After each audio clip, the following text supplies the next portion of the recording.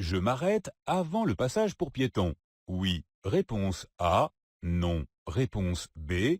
Je m'arrêterai à hauteur de la ligne de stop. Oui. Réponse C. Non. Réponse D.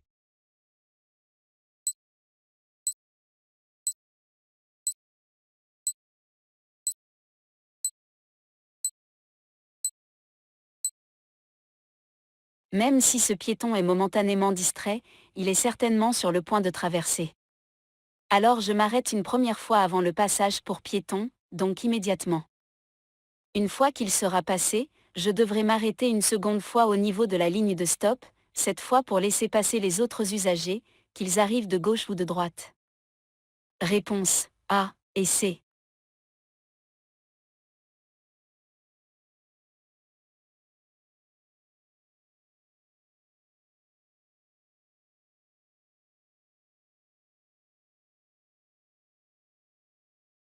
Je m'engage? Oui. Réponse A. Non.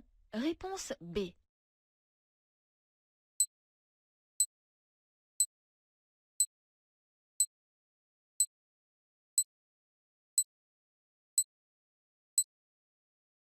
Lorsque j'entre dans une voie d'accélération, je dois m'insérer de telle façon que je ne gêne pas ceux qui circulent sur la route principale, je ne dois pas les obliger à ralentir ou à changer de voie. Le conducteur de la voiture blanche derrière moi a choisi de sortir plutôt de la voie d'accélération. Mais il est à peu près à la même vitesse que moi, et il sait bien entendu que je vais sortir également. Je le surveille, mais je m'engage. Réponse A. Je m'arrêterai avant de franchir le passage à niveau. Oui. Réponse A. Non. Réponse B. Avant de franchir la prochaine intersection. Oui. Réponse C. Non. Réponse D.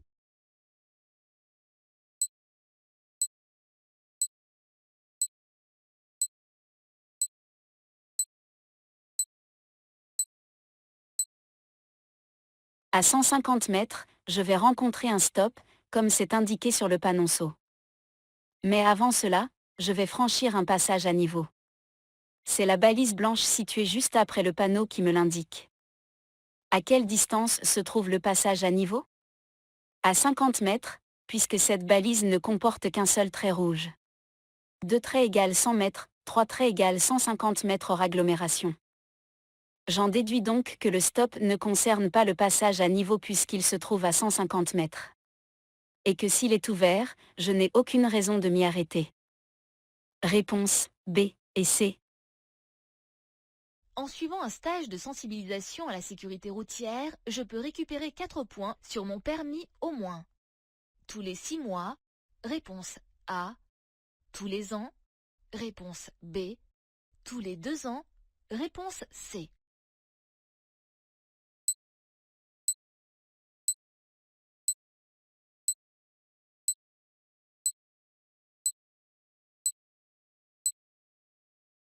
En suivant un stage agréé de sensibilisation à la sécurité routière, payant, je récupère en effet jusqu'à 4 points perdus sur mon permis de conduire. Et ce chaque année. Un stage dure 2 jours. Je peux décider de le faire de ma propre initiative, mais dans certains cas, ce stage peut m'être imposé. Si j'ai perdu 3 points ou plus sur mon permis de conduire pendant la période probatoire par exemple. Réponse B. Les feux diurnes sont suffisants pour être bien vus. Oui. Réponse A. Non. Réponse B.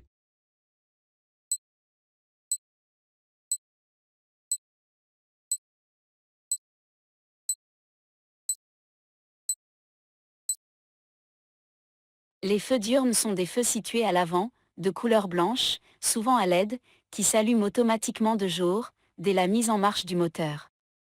Ils permettent d'être mieux vus par les usagers que je croise ou ceux qui me précèdent. Je suis mieux visible dans leur rétroviseur.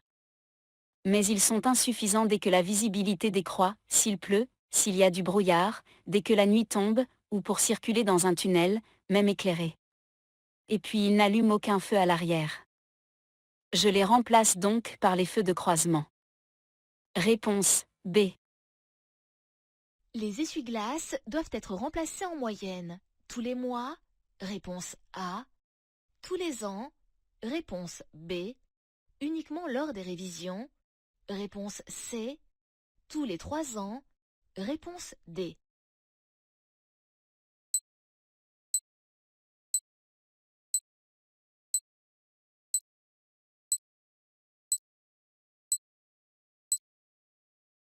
Les essuie-glaces doivent être remplacés dès qu'ils présentent des signes de fatigue, s'ils laissent des traces sur le pare-brise ou qu'ils deviennent bruyants, qu'ils claquent en changeant de direction, signe que le caoutchouc a perdu de son élasticité, qu'ils sèchent.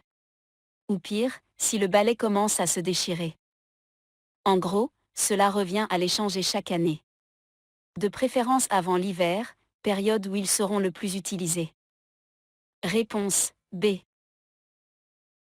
Je fixe mon regard sur le véhicule devant moi. Oui. Réponse A. Non. Réponse B. Je ralentis. Oui. Réponse C. Non. Réponse D.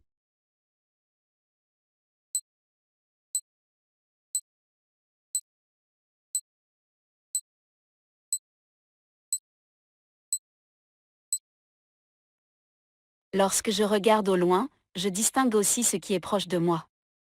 Mais l'inverse n'est pas vrai. Si je fixe mon regard sur la camionnette, que je suis de trop près, je serai incapable de prévoir un danger qui se situerait devant elle. Je porte donc mon regard au-delà afin d'anticiper. Et puisque je ne respecte pas l'intervalle de sécurité minimum, je ralentis afin de l'augmenter. Je dois toujours laisser au moins 2 secondes avec le véhicule qui me précède, même lors d'un dépassement. Réponse B et C.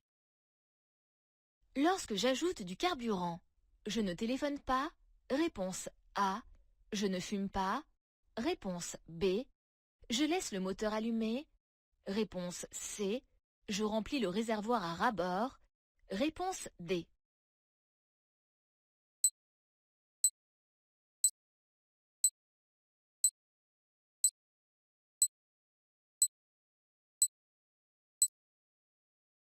Lorsque je fais le plein, il y a des règles à respecter, généralement affichées près des pompes à carburant. Je ne fume pas, les vapeurs de carburant pourraient s'enflammer. Je ne téléphone pas, même si le danger d'explosion est limité, inutile de prendre des risques. Je ne laisse pas le moteur allumé, cela créerait des risques supplémentaires, et ça n'aurait aucun intérêt.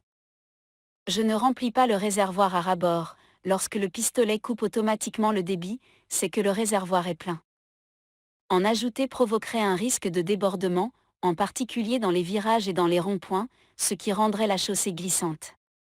Le phénomène est fréquent, et il est particulièrement redouté par les motards. Réponse A et B. Si ce véhicule me suit alors qu'il est en intervention, je passe au feu tricolore s'ils sont rouges. Oui. Réponse A. Non. Réponse B. Je peux franchir un stop sans m'arrêter. Oui. Réponse C. Non. Réponse D.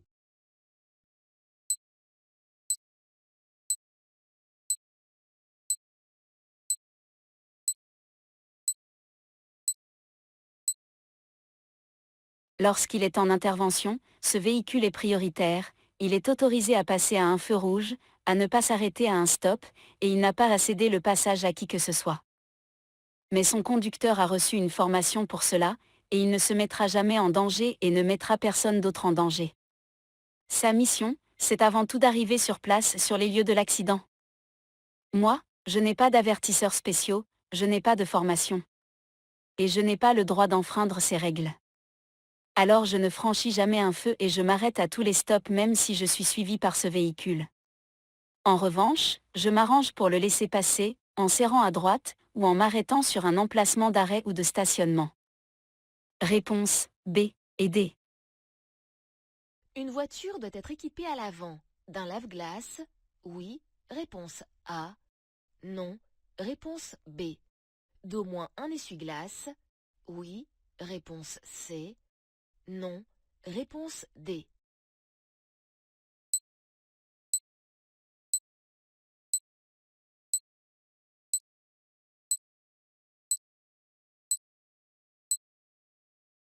Toutes les voitures doivent en effet être équipées d'un lave-glace à l'avant, et d'au moins un essuie-glace, la plupart en ont deux.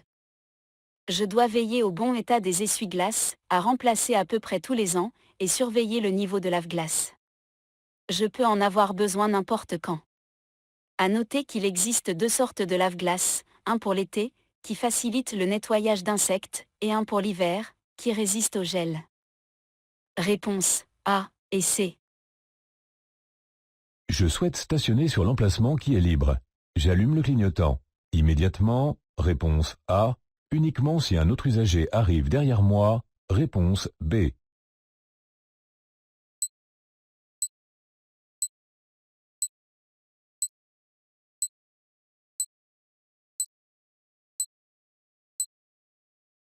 Si je veux stationner sur un emplacement, je dois avertir de mon intention. En allumant le clignotant à droite. Même si ici, il n'y a personne derrière moi. Lorsque je serai en train de manœuvrer, je ne pourrai pas surveiller en permanence ce qui arrive derrière moi. L'inclinaison de ma voiture m'empêchera parfois de voir dans les rétroviseurs, je ne serai pas toujours retourné du bon côté. J'allume donc le clignotant immédiatement, et je veillerai qu'il le reste jusqu'à ce que je sois complètement dans l'emplacement. Afin que mes intentions soient claires, et prévisibles de loin. Réponse A.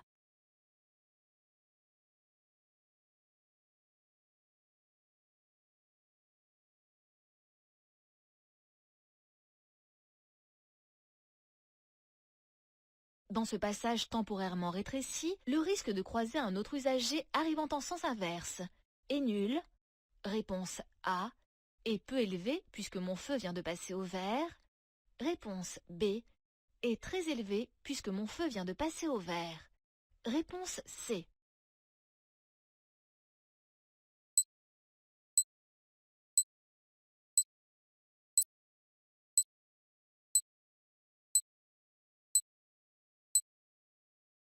Un feu temporaire est annoncé. Il alterne la circulation sur ce passage rétréci en raison de travaux. Il vient de passer au vert, ce qui signifie que le feu dans l'autre sens est rouge depuis peu de temps. Le risque est alors élevé qu'un usager, retardé dans la zone de travaux, ne soit pas encore sorti du passage étroit. Je dois m'attendre à le rencontrer malgré mon feu vert. D'ailleurs, les feux de chantier sont généralement jaunes clignotant en bas. Pourquoi celui-ci est-il vert? Il n'y a pas de raison particulière, les feux de chantier peuvent aussi comporter un feu vert. C'est rare, mais cela arrive. Et cela ne doit pas me mettre plus en confiance, les risques sont les mêmes. Réponse C. L'usure des plaquettes de frein entraîne une hausse rapide du niveau du liquide de frein. Réponse A. Une hausse progressive du niveau du liquide de frein. Réponse B. Une baisse progressive du niveau du liquide de frein. Réponse C. Une baisse rapide du niveau du liquide de frein. Réponse D.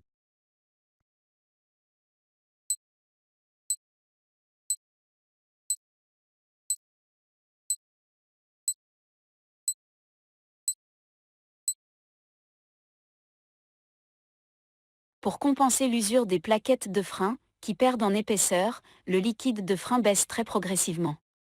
C'est tout à fait normal, cela permet que la course de la pédale de frein soit toujours la même, quelle que soit l'usure. Mais la baisse de ce niveau doit être très progressive, sur plusieurs dizaines de milliers de kilomètres, et le niveau ne doit pas passer en dessous du repère minimum du réservoir. Sinon, c'est qu'il y a une fuite. Et une fuite de liquide de frein, c'est toujours très grave, et pas toujours visible sous la voiture. Réponse C. Ce panneau m'informe qu'un train se trouve à proximité. Oui. Réponse A. Non. Réponse B. Que je risque de trouver une file de voitures arrêtées. Oui. Réponse C. Non. Réponse D.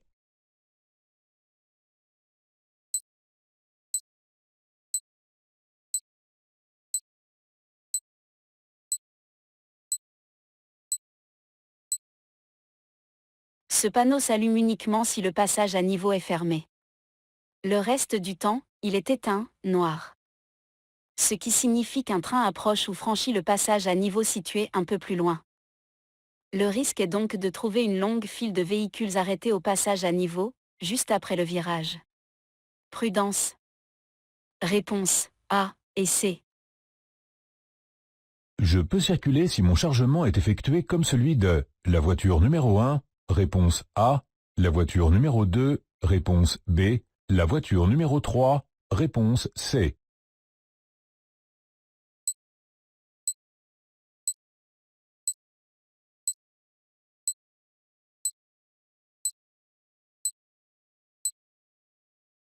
Le chargement peut dépasser à l'arrière du véhicule, mais jamais à l'avant.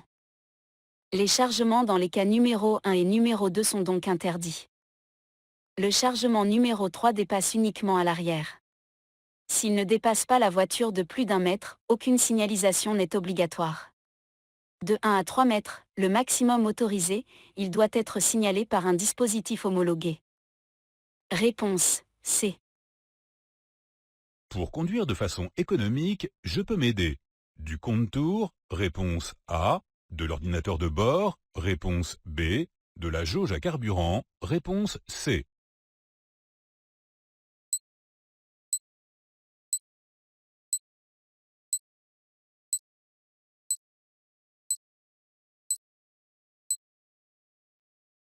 Le compte-tour, cadran à gauche de l'image, me permet de connaître la vitesse de rotation du moteur. Il affiche ici 2, ce qui signifie qu'il tourne à 2000 tours par minute. À quoi sert cet accessoire? À m'inciter à changer de rapport de vitesse. L'objectif est que le moteur tourne le moins vite possible, sans le faire peiner toutefois. Cela permet d'économiser la mécanique et du carburant. Si je n'ai pas de compte-tour, je peux aussi simplement écouter mon moteur. Son bruit est un très bon indicateur. Je peux aussi m'aider de l'ordinateur de bord. Celui-ci me permet généralement de connaître ma consommation instantanée, au moment où je regarde, en litres pour 100 km parcourus. L'objectif est que sa valeur soit la plus basse possible. En revanche, la jauge de carburant n'est pas vraiment utile dans le cadre de la conduite économique, elle donne la quantité de carburant restante, mais elle ne descend pas assez vite pour que je puisse en déduire quoi que ce soit. Et heureusement. Réponse A et B. Un trajet monotone entraîne un relâchement de la tension, réponse A, moins de fatigue, réponse B, la fixité du regard, réponse C, un risque d'accident important, réponse D.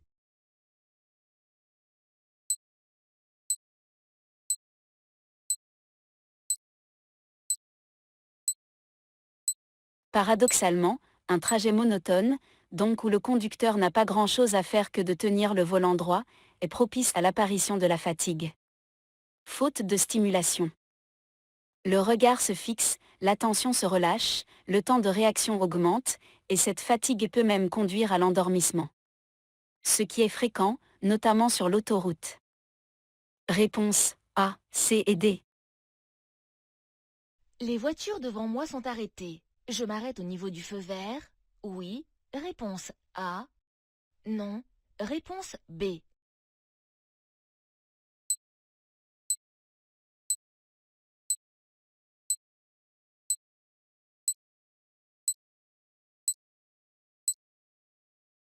J'ai interdiction de m'engager dans une intersection si je risque d'y être immobilisé.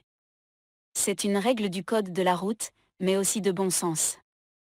Ici, c'est le feu qui délimite le début de l'intersection.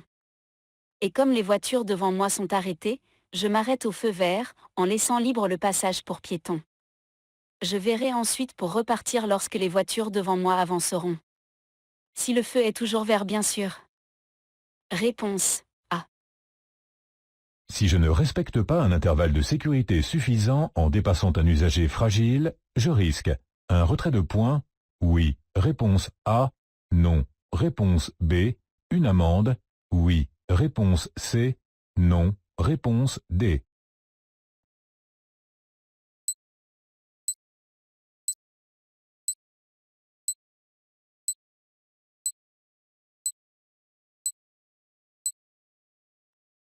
En ville, je dois laisser au moins 1 mètre lorsque je suis ou que je croise un usager fragile, un piéton ou un deux-roues, motorisé ou non.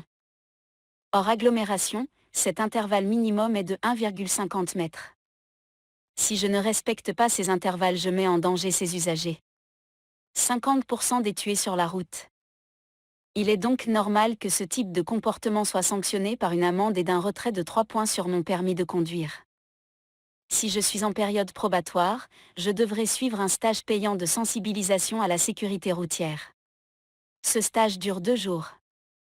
Réponse A et C.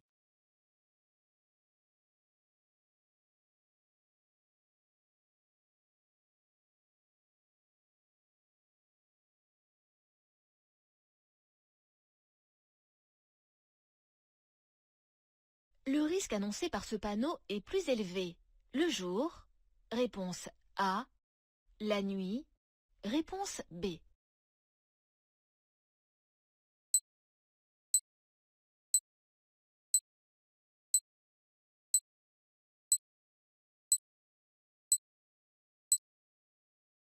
Ce panneau annonce une zone, qui s'étend sur 2 km, où de grands animaux sauvages traversent fréquemment.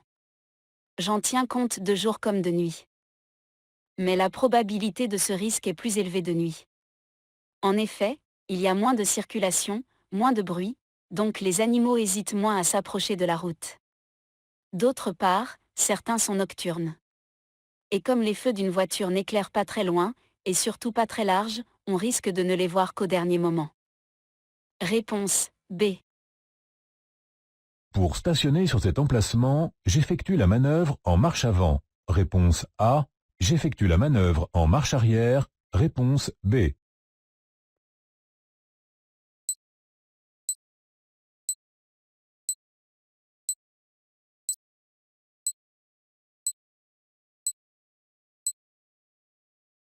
L'emplacement pour stationner est très petit. Si j'effectue ma manœuvre en marche avant, je devrais obligatoirement monter sur le trottoir.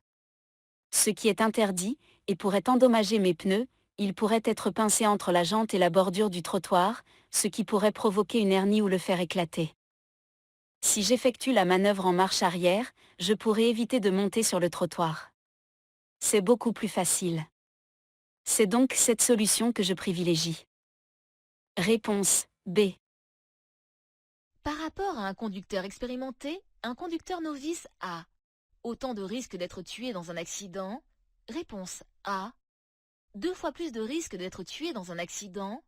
Réponse B. 3 fois plus de risques d'être tué dans un accident. Réponse C. 4 fois plus de risques d'être tué dans un accident. Réponse D.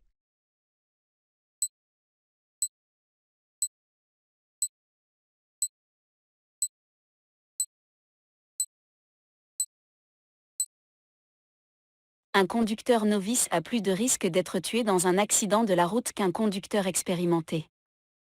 Il ne s'agit pas d'un léger risque, il est multiplié par 4. Les raisons, l'inexpérience bien sûr. Mais aussi et surtout les conduites à risque, alcool, cannabis, vitesse, fatigue, surtout le week-end. La plupart de ces facteurs étant évitables. Réponse D. Je dépasse la voiture devant moi. Par la droite, oui. Réponse A. Non. Réponse B. Par la gauche, oui. Réponse C. Non. Réponse D.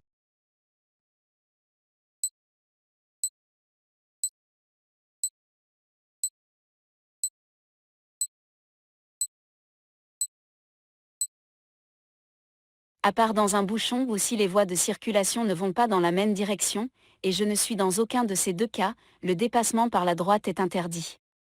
Même si c'est pour dépasser un véhicule mal placé, comme c'est ici le cas puisque son conducteur devrait revenir dans la voie de droite. Étant donné que la chaussée est à sens unique, le dépassement par la gauche est autorisé. Mais la voie n'est pas libre, des véhicules sont sur le point de me dépasser. Je ne peux donc pas dépasser cette voiture par la gauche non plus. Réponse B et D. De nuit, une personne portant un gilet fluorescent homologué est visible jusqu'à au moins 50 mètres. Réponse A. 100 mètres. Réponse B. 150 mètres. Réponse C.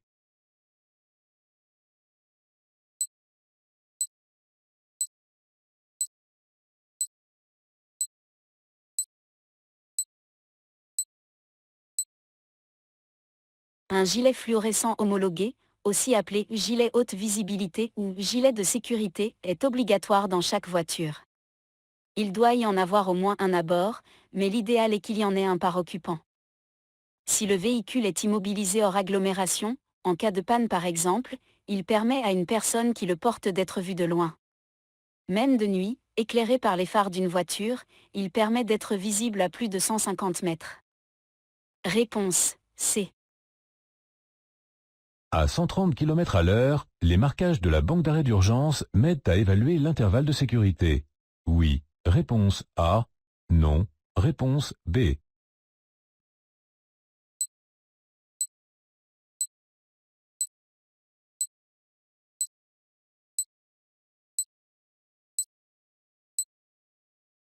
Les marquages utilisés pour délimiter la bande d'arrêt d'urgence sont spécifiques pour que celle-ci soit bien identifiée. Mais ils ont aussi une particularité, ils permettent d'estimer les intervalles de sécurité minimum à 130 km/h. À cette vitesse, si je laisse 2 traits de la bande d'arrêt d'urgence, l'intervalle minimum obligatoire est automatiquement respecté. Réponse A. Si j'ai effectué une fausse déclaration à mon assureur, conduite au nom des parents, accident non mentionné, je risque de ne pas être remboursé en cas d'accident. Oui. Réponse A. Non. Réponse B. Que mon contrat soit résilié. Oui. Réponse C. Non. Réponse D.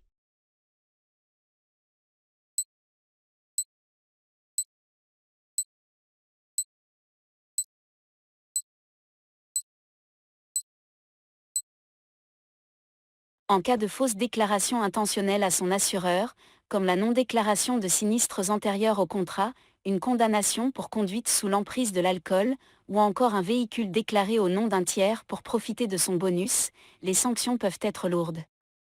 Le contrat peut être résilié ou déclaré nul en cas d'accident. L'assuré peut être condamné à devoir rembourser les indemnisations versées par l'assureur. Réponse A et C. Je tracte une remorque. Mon ensemble mesure 8 mètres de long. Je laisse un intervalle minimum de sécurité correspondant à 1 seconde, réponse A, 2 secondes, réponse B, 50 mètres, réponse C.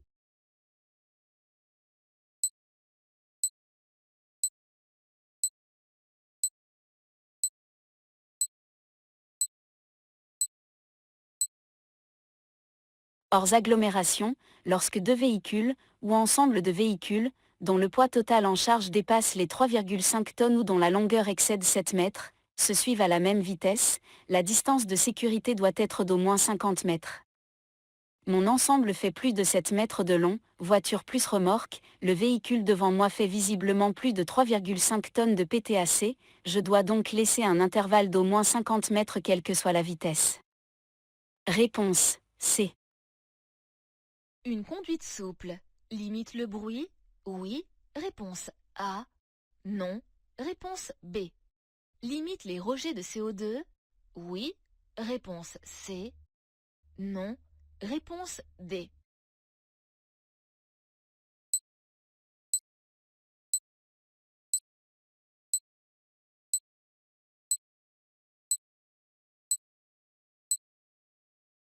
Une conduite souple, sans brusquer le moteur, en montant les vitesses rapidement, en ralentissant dès que nécessaire pour anticiper, permet de faire des économies de carburant. Or chaque goutte de carburant économisée, c'est de la pollution en moins. En particulier moins de CO2. En limitant la vitesse de mon moteur et de ma voiture, les pneus font aussi du bruit, je limite par la même occasion la pollution sonore, un véritable fléau surtout près des habitations. Réponse A et C. Entre le moment où je vois un danger et le moment où je commence à freiner, il s'écoule environ 0,1 seconde, réponse A, 0,5 secondes, réponse B, 1 seconde, réponse C, 2 secondes, réponse D.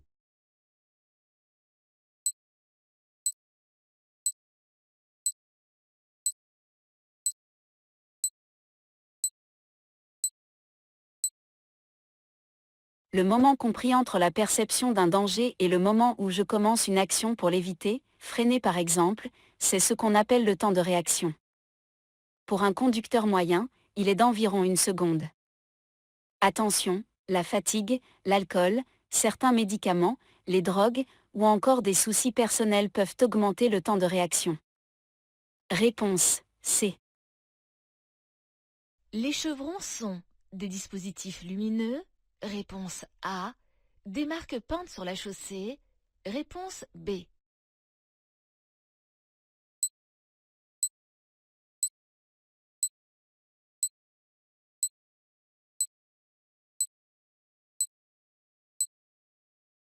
Les chevrons sont représentés sur le schéma qui accompagne ce panneau. Ce sont les V retournés. On peut trouver ce dispositif notamment dans les tunnels. Il s'agit de marques peintes sur la chaussée. Elles me permettent de vérifier que je laisse un intervalle de sécurité suffisant avec le véhicule qui me précède, il doit être au moins égal à l'intervalle qui existe entre deux chevrons. Attention, cet intervalle minimum ne dépend pas de la vitesse. Il s'applique même en cas de circulation ralentie, ou si celle-ci s'arrête. Cela permet notamment, en cas d'incendie, que le feu ne se propage pas d'une voiture à l'autre, et facilite la progression des véhicules de secours. Réponse B. Je peux stationner du côté droit, réponse A, du côté gauche, réponse B, j'entre dans un emplacement de préférence en marche avant, réponse C, en marche arrière, réponse D.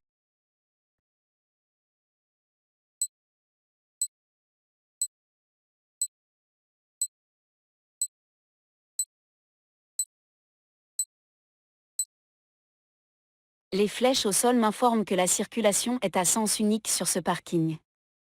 Je peux donc, au choix, stationner du côté droit ou du côté gauche. En revanche, j'entre en marche arrière sur l'emplacement, cela me permettra d'avoir une meilleure visibilité en repartant. Surtout si une camionnette se gare juste à côté de moi. Réponse A, B et D. Le type de carburant à utiliser est toujours indiqué dans la trappe à carburant. Réponse A. Généralement indiqué dans la trappe à carburant. Réponse B.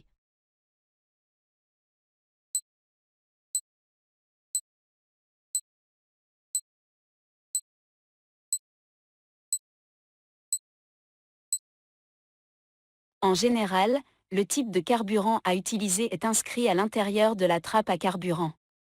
Mais pas toujours. Alors quand j'emprunte une voiture ou que je la loue, je dois impérativement m'en préoccuper avant de partir. En particulier si c'est une voiture essence puisqu'il en existe au moins 3 types, et qu'ils ne sont pas forcément interchangeables selon la motorisation et l'année de construction.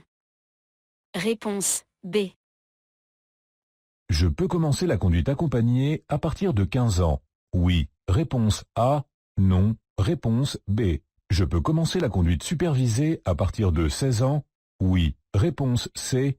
Non. Réponse D.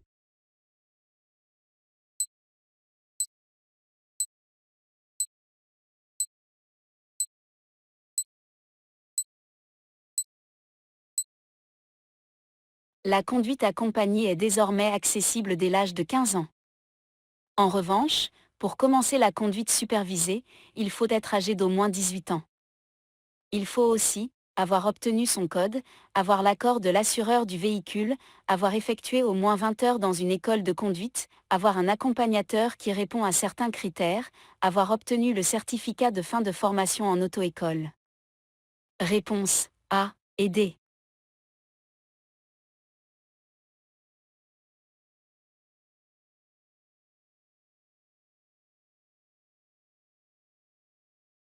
Je mets le clignotant à gauche. Oui.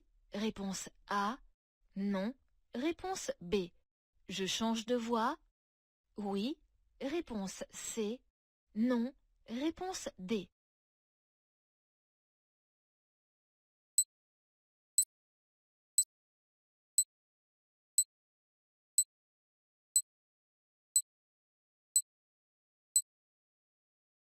J'arrive dans ce qui ressemble à une voie d'accélération. Mais la ligne à très large est rapidement remplacée par une simple ligne qui sépare des voies de circulation. Je ne suis donc pas dans une voie d'accélération mais dans une simple voie de circulation nouvellement créée. Je n'ai donc aucune raison de changer de voie, à moins de vouloir dépasser la moto, mais ce n'est pas le sujet. Réponse B et D. Ma conduite est influencée par le comportement de mes passagers. Oui. Réponse A. Non. Réponse B. La durée du trajet. Oui. Réponse C. Non. Réponse D.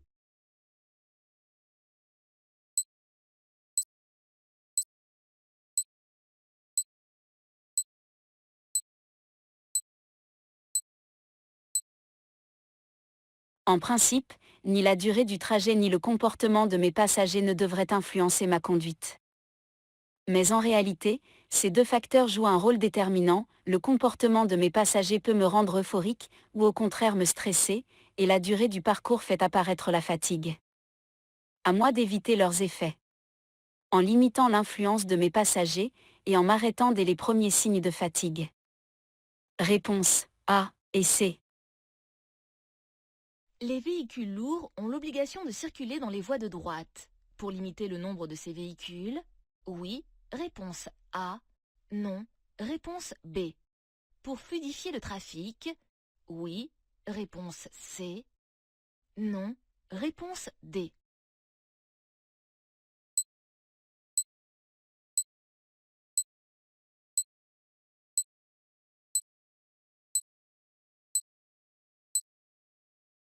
Sur les chaussées qui comportent plus de 2 voies de circulation, les véhicules de plus de 7 mètres de long ou de plus de 3,5 tonnes de PTAC doivent circuler dans les 2 voies les plus à droite. L'objectif n'est pas de limiter leur nombre mais de rendre la circulation plus fluide. Ainsi, il reste au moins une voie libre pour faciliter leur dépassement, les véhicules les plus lourds et les plus encombrants étant généralement aussi les plus lents. Réponse B et C. Mon GPS peut m'avertir de travaux. Réponse A. Me faire contourner les bouchons. Réponse B. Me prévenir d'un contrôle de vitesse. Réponse C. Me faire économiser du carburant. Réponse D.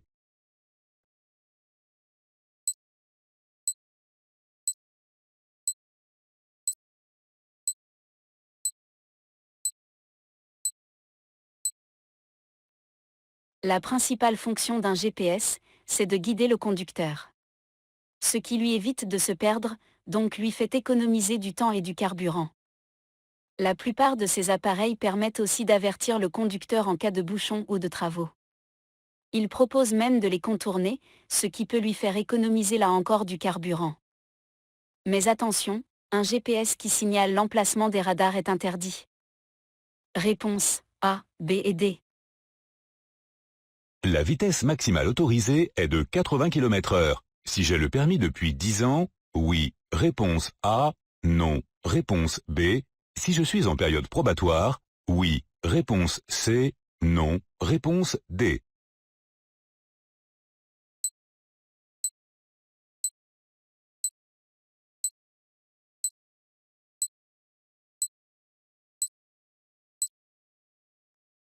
La chaussée comporte 2 voies réservées à mon sens de circulation et une voie pour l'autre sens.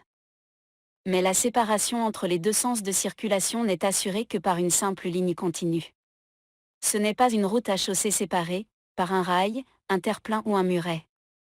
Étant donné qu'il y a 2 voies dans mon sens de circulation, la vitesse est limitée à 90 km/h par beau temps. Donc à 80 km/h pour les conducteurs en période probatoire. Et lorsqu'il pleut, même légèrement comme ici, elle est limitée à 80 km/h pour tout le monde. Réponse A et C. Lors d'un appel téléphonique des services de secours, lesquelles de ces informations sont essentielles? La localisation de l'accident. Réponse A. Le nom des victimes. Réponse B. Le nombre des victimes et leur âge. Réponse C. L'état apparent des victimes. Réponse D.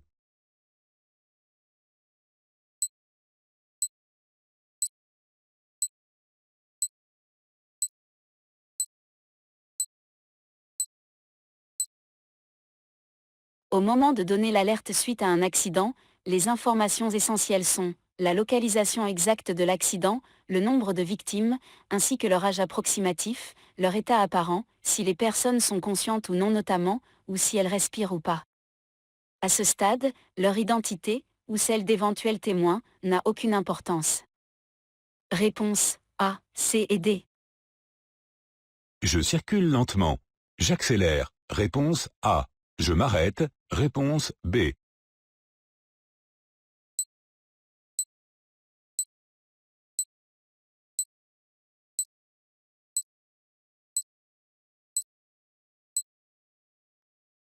La voiture bleue a 2 feux blancs allumés à l'arrière. De quoi s'agit-il? Il s'agit des feux de recul. La plupart des voitures en ont un, alors placé côté droit ou au centre, ou deux comme ici. Cela signifie que le conducteur a enclenché la marche arrière. Soit il recule, soit il va le faire. Plutôt que d'accélérer pour passer, et risquer d'aggraver les conséquences en cas d'accident, il est préférable ici de s'arrêter. Même si le conducteur de la voiture bleue devrait normalement me laisser passer. Au moins, je serai sûr qu'il n'arrivera rien. Réponse B.